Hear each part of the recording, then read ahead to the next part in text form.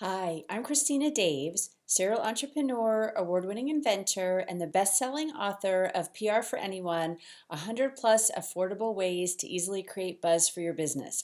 Welcome to this week's edition of Experts Corner. So I'm so excited today that we have with us Anthony Amos, who just wrote a book, How to Catch a Shark.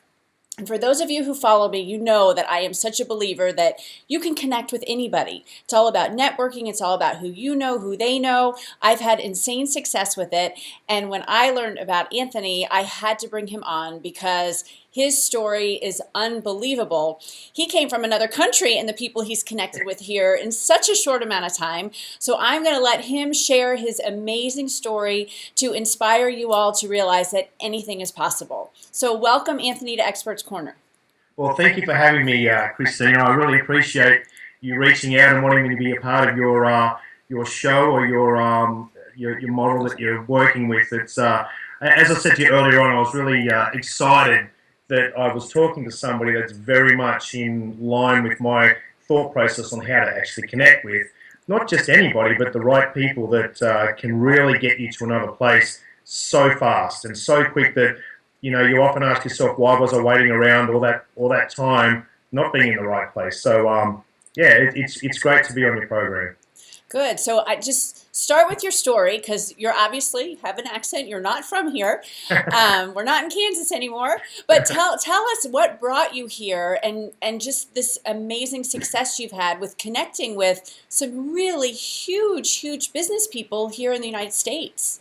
All right. Well, I guess it sort of it started out we'll put it this way. I was playing professional football. I went straight from high school and was playing professional football. And I've always sort of been an entrepreneur. I think you know from an early age, when being told what to do and you sort of fight against the rules gives you a little bit of an indication you might be an entrepreneur. Maybe. So playing football from the age of 5 up until 30 was when I actually played my last game. But 2 professional football years in between, which was straight out of high school, I had a problem with being told what to do at that level. So being my dream to be playing professional football, I love the environment, I love the professionalism and all that, but again, being told what to do and sort of more being a pawn than really being your own person was the missing piece to me. So in our downtime, I started a company called Hydro Dog, which is a mobile grooming franchise of all things. These big footballers going out there washing dogs. And the little ones probably too. That's right, yes, I know. And my mates used to say, oh my God, I can't believe you're out there, washing dogs. But it started before the grooming process, basically. So we were literally just washing dogs, and it was $10 a dog, and we grew a business pretty fast. It was really successful. We turned it into a franchise and became the largest franchise of its kind in the world. And there's over 200 franchises in Australia today. It's a big blue dog that goes to your home and washes and grooms your dog. So you can check it out on the internet. It's a pretty exciting product. So anyway, we were very young, very successful early. We were very enthusiastic to have that sort of money at such a young age. And then we sold the company, Hydro Dog. It was for a record sum, and I don't know, something sort of changed in us to want to do bigger and better. So what did we do? We went into property. So we got into because property. You knew so much about that. Exactly. Being young and silly, I think we wanted to get to that next level, and we knew nothing about it. And that's a lesson to take away right there is Absolutely. Don't jump into something because you're following the money. You've got to jump into something because you're just in love with it and passionately want to wake up each day to do something better.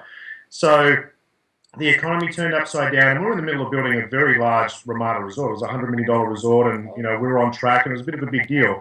We're talking early 30s now, and then the economy turned upside down. Our funder went into liquidation, so our project ceased and stopped. So we didn't lose the land, but we lost the development. So I said to my wife, let's take Hydro Dog to America, because that's really what I knew. I'd been doing it for right. 15 years.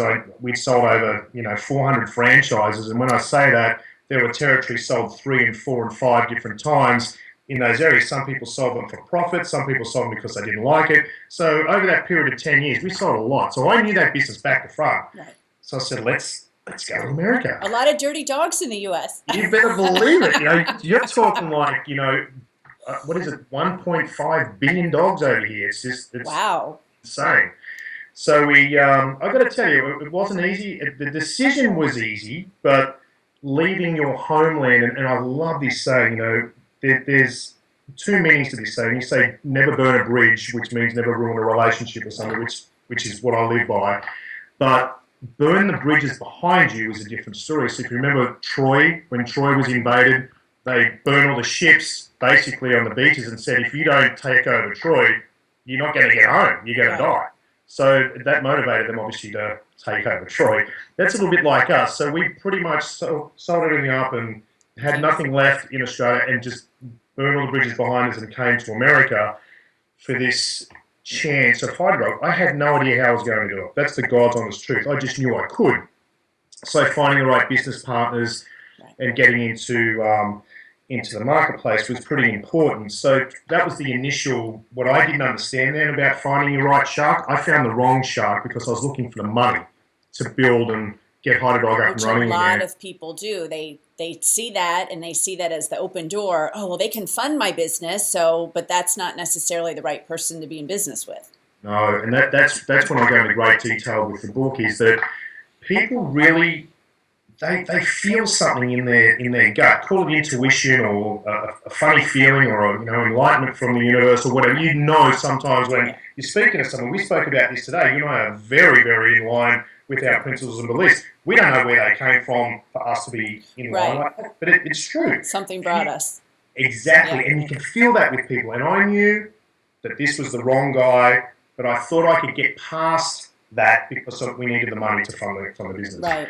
And that was the real lesson I learned being here in the US, is that you really need to make sure that gatekeeper is so congruent and aligned with your beliefs that it'll get you to the next stage, not just for the money. Because when it doesn't work out, you go, damn it, I knew that wasn't going to work. And that's what you hold all the way through until something happens like that. So what I love to, I don't want to use the word brag, but what I do love to say, after 2 years of being in this country, I knew not one person, as in zero.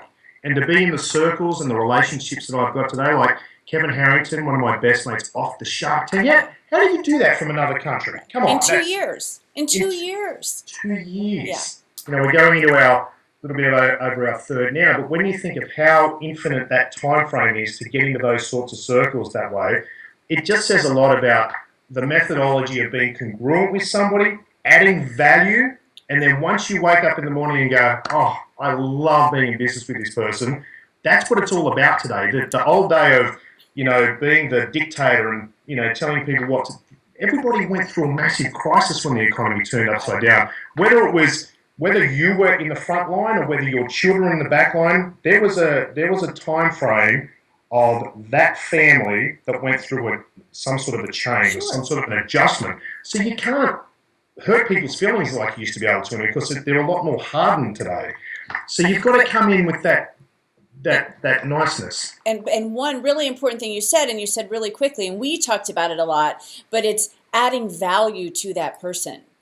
What can you do for them? And people who know me, I'm a group that I was in, they always had the give, give, get philosophy. And that's how I live my life, and that's how I run my business. Give to other people. It will come back to you. So you can't just chase after people for their celebrity or their money or their connections. It's what can you do for them that helps them, and then who knows, either they might help you or somebody else might help you down the line. That's exactly right. But this is where I believe, this is where I feel I've got that little bit of a niche deliverable with this exact conversation, is that you have to make sure you're congruent first with that person that you're wanting to add the value to. Because if you're going into this relationship thinking, okay, well, they're in the golf industry and I really would love them to open up a door for me, but you really think he's not a nice person, then why would you want to add value just to get into the front door with a recommendation from this guy? Right. If you can feel the energy and feel that there's something special that you really have, you can instantly meet somebody and know straight away. You pretty much can. And I think you saw the interview I did with Nick Unsworth. Mm-hmm. I talk about a process of how I really went into great detail of understanding people's personalities, because when I met my wife, she had this uncanny ability of telling me that person's no good or that person's amazing. It's like, how do you know this stuff? Like, I've never seen it so strong in a woman. I know that you've got it Women's naturally. intuition, yeah. It's incredible. But when she had the kids, oh my God, it went through the roof. And I want a piece of that. I want to know what you know like that. So I worked out that I read a lot of books about, understanding people's personalities and what their traits are. And, they talk about, different alignments of, they almost categorize it with some particular philosophy. So I took 4 of those and thought, I'm going to put people into 4 different baskets, and these 4 different personalities I'm going to really start it. So it started out pretty simple because it was working for me, but then I met someone who was like, whoa, they don't even fit anywhere near in those baskets. I'm going to make one up for that person. So then all of a sudden I started putting people into those baskets. So I know this sounds a little bit crazy, but this is how it worked for me. So I ended up with 21 of these baskets. And each time I met somebody, I would then sort of put them into a basket of somebody I met before that I was now able to deliver a particular way or mannerism or wording or story. And they were like, wow, you're really good. That feels so much more comfortable. But I've done it to a level where it's more than just a normal conversation to them. Someone's taken a bit of an interest in their personality that I met about George last week. So it really worked well for my memory because I was starting to categorize people on the same wavelength, but then it also gave me the understanding of what that particular personality, that insight into them. Oh man, I became obsessed over it because it became more of a, look, I embarrassed myself. I put myself in compromising positions. I went all out to find out how this sort of stuff works. So I was saying to you earlier, I love being 40 because 40 sort of strips away all of the stuff that you made up, you now know, and you can be in a conversation and answer the question, you go, how do I know that? Where did that come from? And you just seem to have this bank of knowledge now, but you still feel like a 20-year-old. Right. So that excitement to me gives us an upper hand when you're dealing with those sorts of people. So when I hit 40, the baskets just sort of went away, and now I can be in a conversation and really feel the intense, no, do not do business, you're not congruent. That doesn't mean you're not nice, and you never say to anybody, I'm sorry, but I'm not congruent with you. You just know how to defer and not spend time with that person because you might be bringing them down because you're not congruent with them. It's just, you know that it's not a match. But the ones that are, make the effort to jump in and know that there's something special that you don't even know what it is, and add the value first. Right. And before you know it, the doors fly open. That's the magic. That is the absolute magic. Yeah. So that's awesome. It's exactly what I've been telling people over and over again. I love to share example after example that I'm not an anomaly. It really does happen to everybody. So thank you, Anthony Amos, and grab his book, How to Catch a Shark, at howtocatchashark.com. Thanks.